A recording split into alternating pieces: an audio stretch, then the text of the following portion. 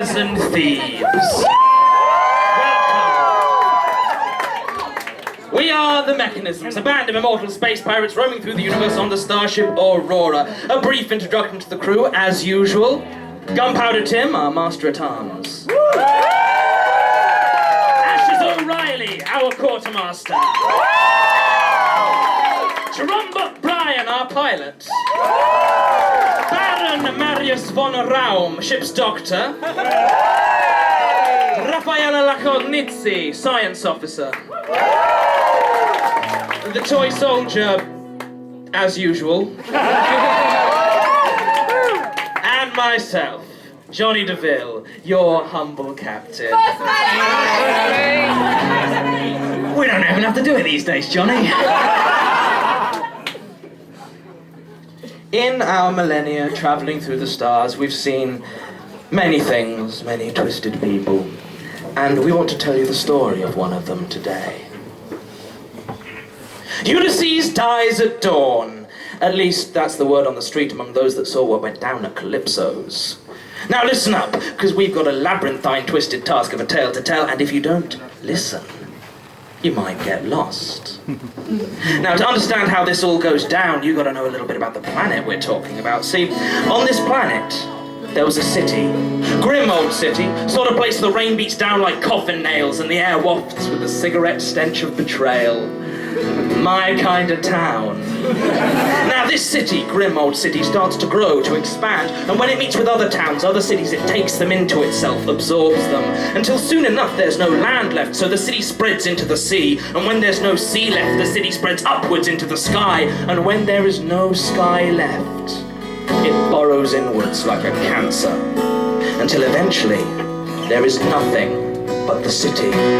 And so generations live and generations die in the warrens and the tunnels and even the lower levels of the surface, and they never see the sun. And it's in one of the deepest, most secret of these tunnels we meet our hero. Goes by the name of Ulysses, currently beaten, battered, bloody, unbowed, spits out a mouthful of teeth and disdain and looks up to see four of the meanest bastards, the meanest streets of the meanest parts of the city, all immaculately turned out in pinstripes. We'll call them the Suits. You might ask how things came to such a state of affairs. I know Ulysses is. Well, it started in a bar, as these things always do. Our hero slumped over a bottle of whiskey, trying to drown enough sorrows to choke a horse, and one horse in particular.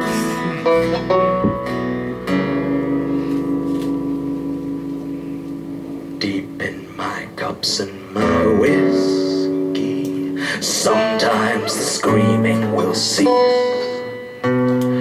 Free-flowing tears fall unnoticed, numbness my only release. Some soldiers will tell you that warfare, just one more title for hell.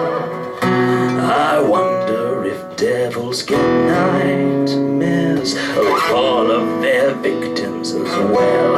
Unbroken horses, staring and still, broken horses, like all those I killed, broken horses, riding me down, broken horses.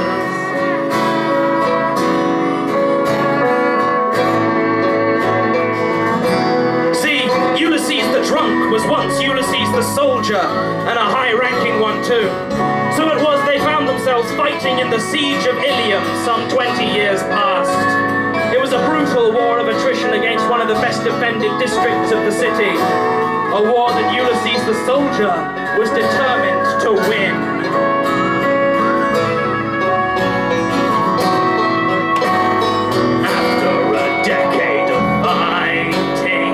Still their defenses stood firm. Hardness and cunning and scheming, victory I would confirm.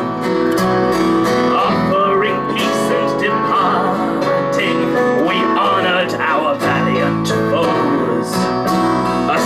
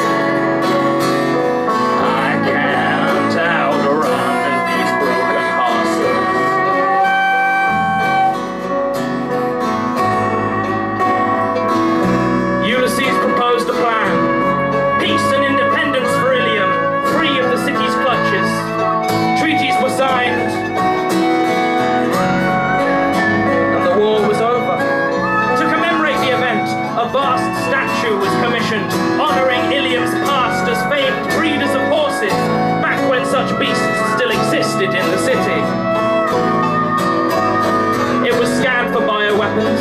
It was scanned for explosives. It was scanned for hidden soldiers. None were found. The gift was accepted, and joy was unconfined. Of course, it wasn't scanned for a faint, almost inaudible signal being broadcast of Ulysses' own design, intended to gradually drive the hearer to madness. Within a week, all in Iliam was ripping and rending and tearing and blood. When they opened the gates, there were none left alive. The war was over.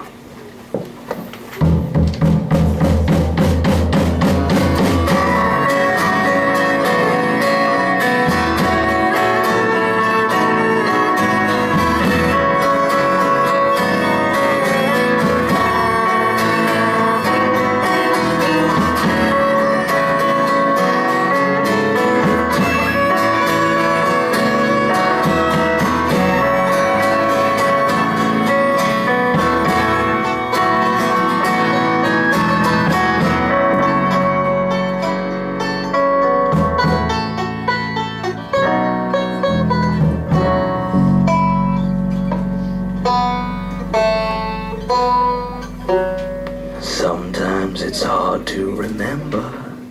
The city was not always here.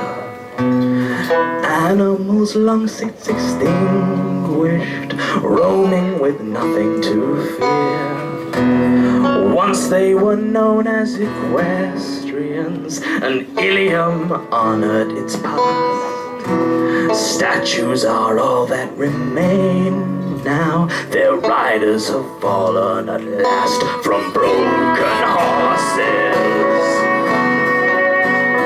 Silent and stone, broken horses. Like cracked and fractured bone, broken horses. All because of me, broken horses.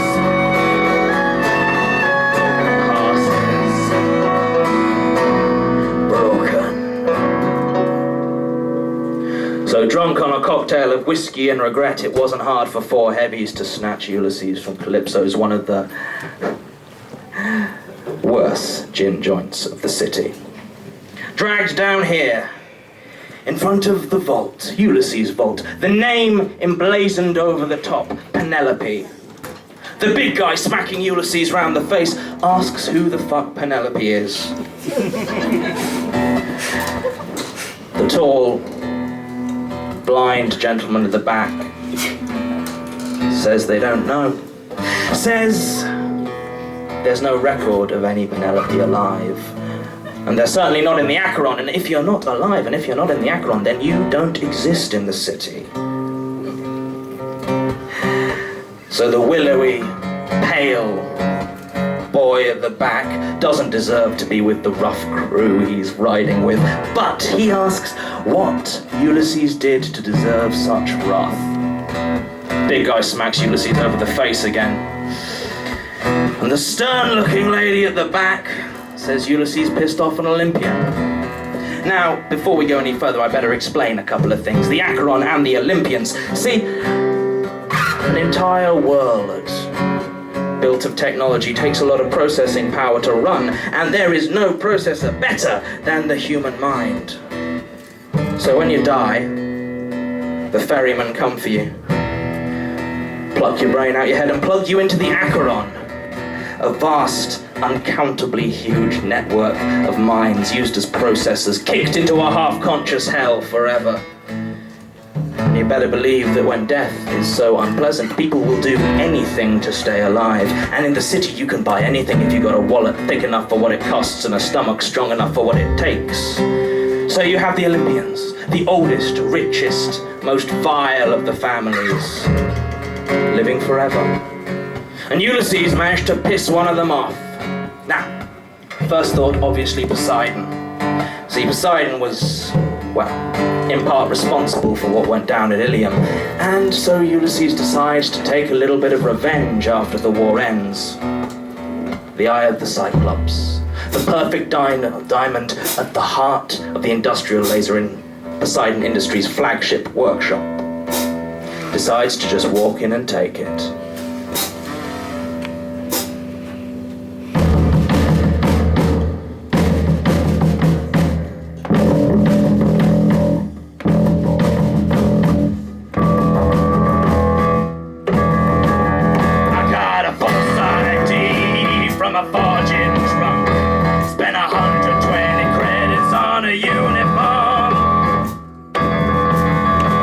Security got better things to do with their time.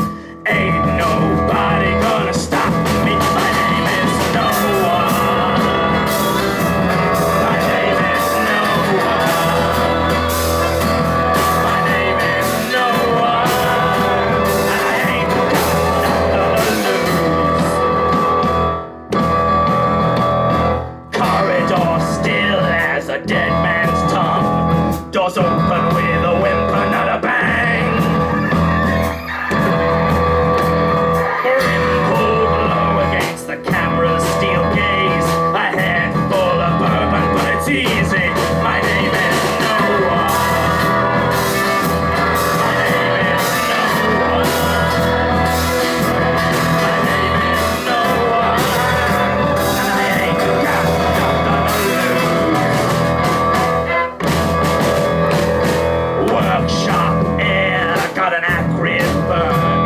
The cord eyes gleaming in its place.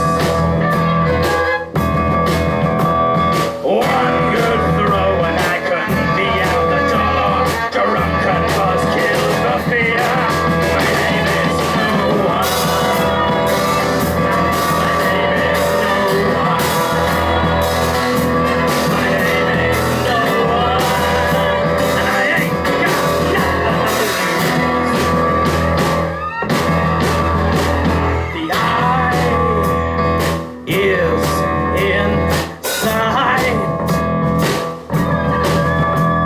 Grab a length of steel. Heat sears my flesh. But I choke down the pain, 'cause one good throw at the eye of the cyclops is mine. My name is no one. My name is no one. My name is no one. I ain't got nothing to lose. No one. My name is no one. My name is. My name is Ulysses.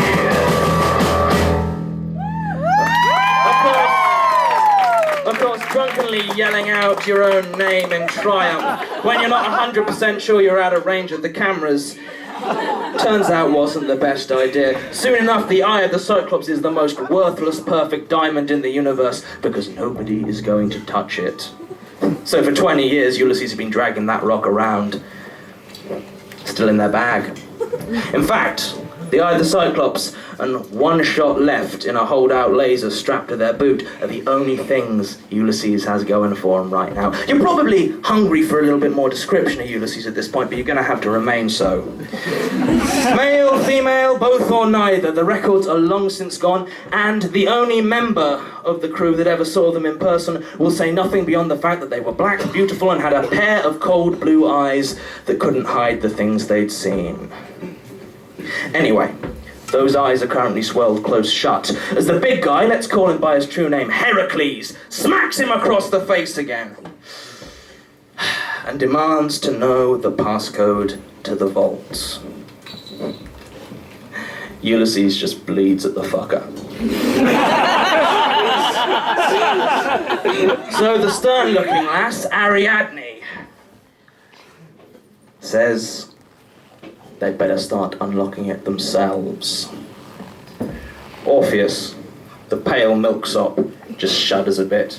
But it is the blind chap, Oedipus, who strides up, removes his dark glasses to reveal 2 plug sockets, takes cables, 1, 2, 2 more into the door, and soon enough, maybe 40 seconds, maybe 45, the first of the 4 locks disengages. Oedipus, he was a good man. He had his reasons for running with a crew like this. But it's not exactly where you'd imagine the doctor that cured the Sphinx would end up. The Sphinx, the worst of the plagues to ravage the city. A child, a baby 2 weeks, would be dying of old age, with a mind not developed enough to ask what was happening. Of course, now Oedipus just needs to get off the planet, which doesn't come cheap. But well, we've all got our stories.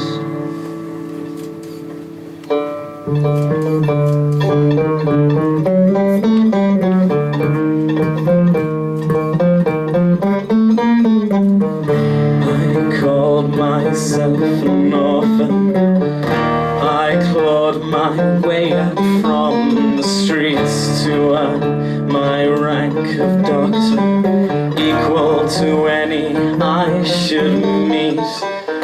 How could I know my fame arose from sly Olympian wing?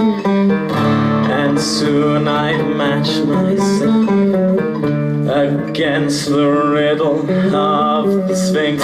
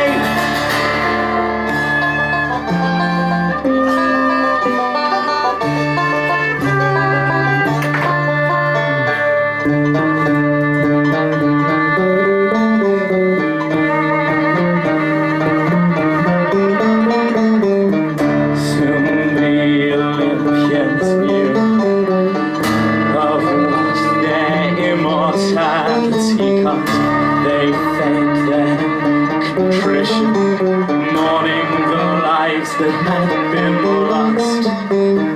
They swore they'd find a way that wouldn't lead to loss of life. They showered me with riches and introduced me to my wife. Of course, when the identity of Oedipus's wife, not to mention the chap he'd had to murder in self-defense in his lab, was known, well, doesn't really matter how famous you are. There's only so much scandal a public will take. And now, Oedipus just wants out of here, but getting off planet, well, that's an expensive proposition, the sort of money you only get from working dirty jobs like this. But the first of the locks has been disengaged. See, there are two ways to get into Penelope's vault. The first is with the code that Ulysses knows but is being particularly reluctant to part with.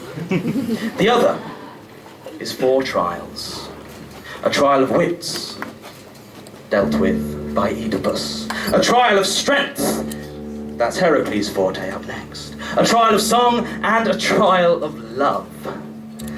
You might ask, why such highbrow locking mechanisms? Well, what was rumored to be in Penelope's vault was a weapon. Something that could destroy the Acheron and break the reign of the Olympians, so it was whispered.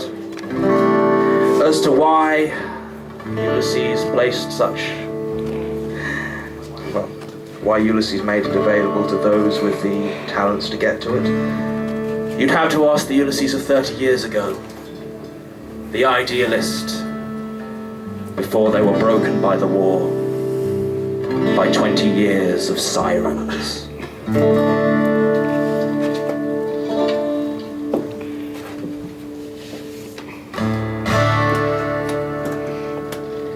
Come my way and stay, my honey.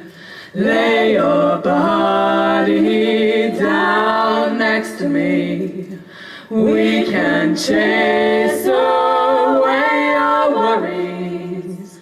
Sleep in peace and serenity.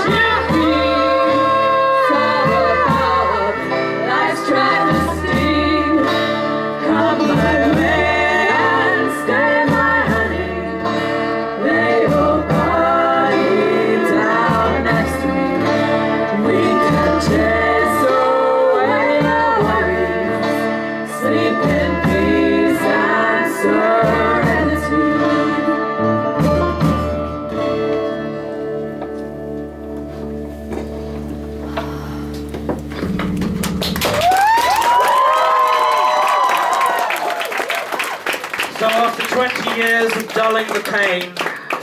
Well, it's no wonder that Ulysses has forgotten their idealistic past.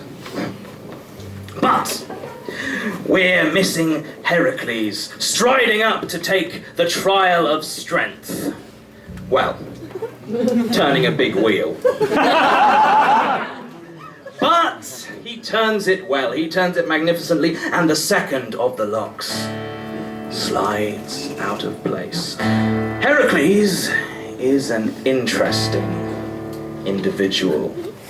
Bastard son of the scion of the oldest, richest, and meanest of the families, Zeus. See, Zeus occasionally comes to one of their bastard children and offers them a job. Says that they can become an Olympian too. Most last 2, 3 jobs at the most. But Heracles just never stopped.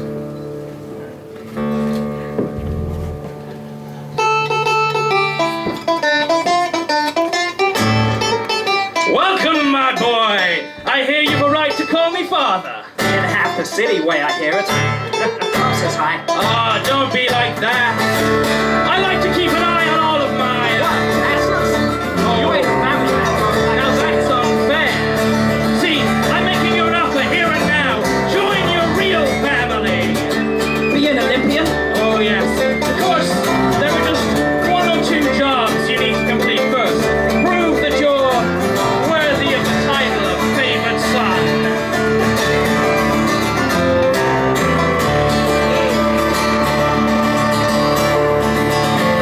Was I 100 years old? My father, he embraced me close and asked if I would rather live forever and die. Focus on the streets they had the eagerness that told me to the hour with the ferryman. Short and mortal man, but the rich they had escaped the lottery, son. What do you say? I can pay your way if you pass your play in service to the family as the favored son. Buy a life eternal with your bloody hands in service to the family as the favored son. Good job! I hear you're making quite a name for yourself. Oh, and congratulations on making me a grandfather. Yeah, I wanted to talk to you about that, boss. I know what you're gonna say, but I'm sorry, the offer only extends to 1 generation. Immortality's expensive. Well, it looks like this is where we part ways. Going freelance. I'm sorry to hear that. Let me know if you ever change your mind. So as the decades pass, I put myself and as it among the lords of Zeus, and as the things was having my lust for violence, screams were to blood when mothers built to me. The cradle and delighted, cause I'm the one he chose. Gets adopted foes, steadily I rose and showed the world my friend could be service with a smile, laughing all the while. The roar defiles and make my father's family as the great son. By myself, my freedom with your bloody hands in service to the family as the favored son. What the fuck did you do? Me? Way I hear it, you're the one went crazy and killed his kids. No! No! Don't worry, I've had the liberty of having all charges dropped. Of course, such influence doesn't come cheap. We got a few things lined up, you know, help you repay your debts. Welcome back, son.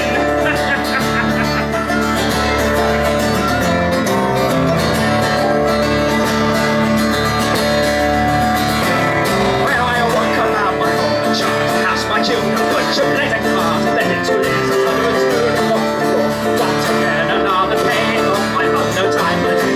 So if they won't retreat, up the fucking street, shoot them in the knees. If they try to run away, then they go to ground, burn their houses down, or we'll come around and pan with my family as their favourite son. Buy yourself redemption with your bloody hands in service to the family as the favourite son.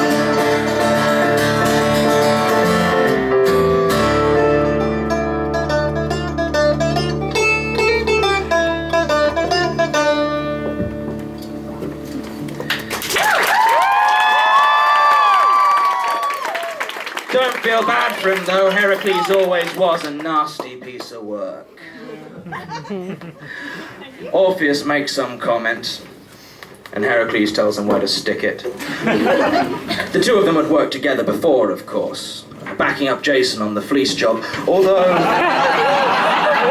it didn't exactly go well. Job went south, and Heracles lost an associate he was very fond of, boy by the name of Hylas. Anyway, all in the past now, naturally.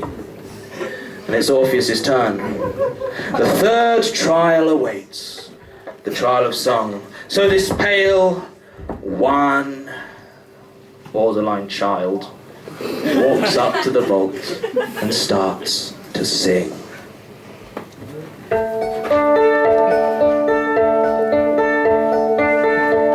I'm not a gambling man. I don't know how to play this hand. I was dealt by force. Thought I could speak easy, but you just bent my words right back on me. Then I broke the law. Now here beneath the rust, the sky train rattles round overhead. The raindrops fall through dust and shatter on the ground, black and dead. I never should have placed my trust in the city, the vulture town that picked me clean. And then, as if answering the call, the vault is filled with music. I'm not a lawless man. I always trusted in your plan. I was damned like that. I chose the straightest path. Then all the landmarks moved as I walked past. Now I can't look back.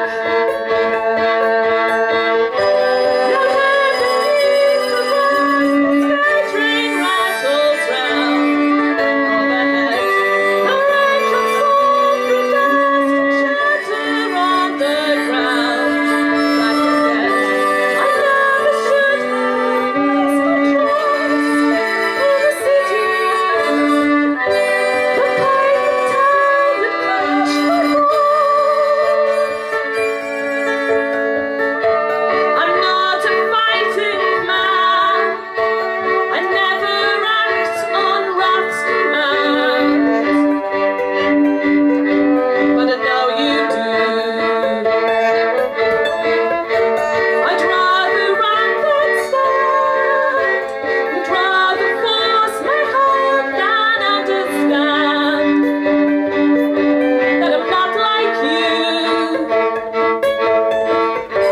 Now here beneath the rust, the sky train rattles round overhead. The raindrops fall through dust and shatter on the ground, black and dead. I never should have placed my trust in the city, the viper town that let me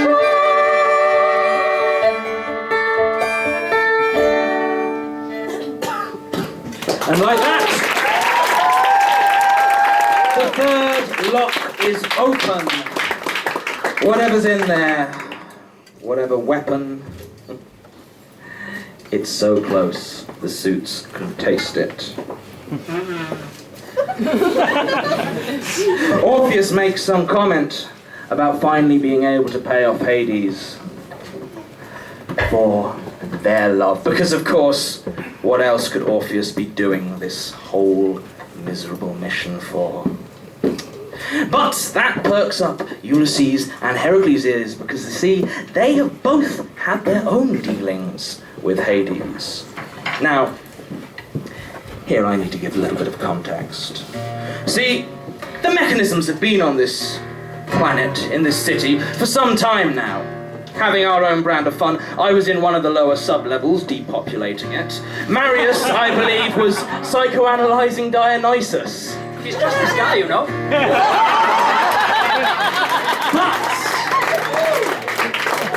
our dear quartermaster, Ashes O'Reilly, well, they felt right at home. So they decided to set themselves up as something of a boss and took over the Acheron, made the ferrymen dance their tune, assumed the name of Hades. Now, you'd be justified in thinking perhaps Ashes had orchestrated all of this, and to a certain degree they had. But they were not the mastermind behind it. Neither was Poseidon, neither was Zeus. No, someone else had left Ulysses in this particularly unpleasant situation, but we'll get to that. For now, well, Ulysses, Heracles, and Orpheus all made their petitions to Hades some time back.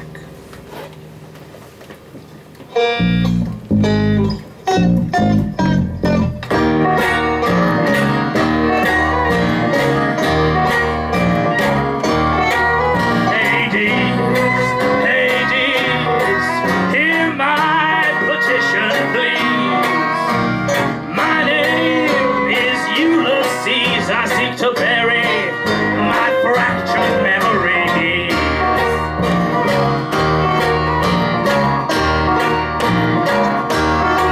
In the war, the horrors that I saw saddled grief to my core. I can't take it anymore.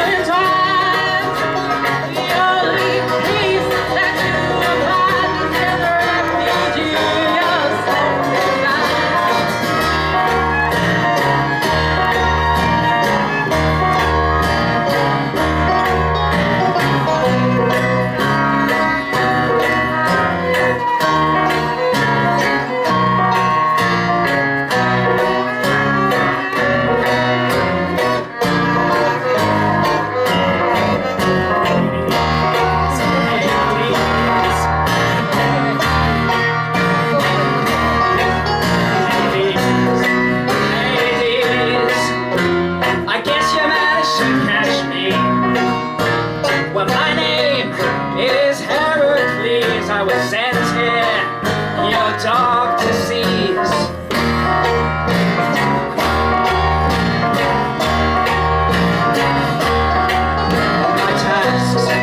Of my tasks, this was to be the last. But I know there's more there last, so if you're gonna kill me, just do it fast.